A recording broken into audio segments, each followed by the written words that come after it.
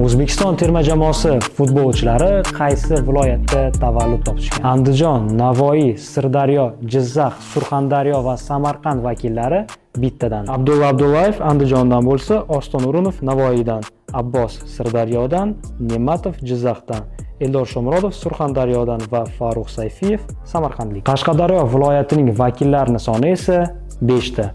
Bular Aliqulov, Eshmurodov, Nasrullayev, Shukurov va Bobur Abduxoliqov. Farg'ona viloyatida tug'ilganlar haqida gap ketsa, bular Ashurmatov, Hamraliyev va Xolmatov. Xorazmdan esa faqat 2 futbolchimiz bor. Bular albatta Jaloliddin Masharipov va Jamshid Iskandarov. Namangandan esa Odil Hamrobekov, Botral Ergashev va Azizbek Turg'unboyevlar bor. Toshkentliklar esa bizda kim? Bular Erkinov, Alijonov va Husanov. Asosiy darvozabonimiz O'tkir Yusupov esa Qozog'istonning Sayram shahrida tug'ilgan. Afsuski, Buxoro va Qoraqalpog'iston Respublikasi vakillari terma jamoaning oxirgi yig'iniga chaqirilishmagan. Xo'sh, siz qaysi viloyatdansiz? Izohlarda yozib qoldiring. Ko'ramiz, qaysi viloyat vakillari eng ko'pligini.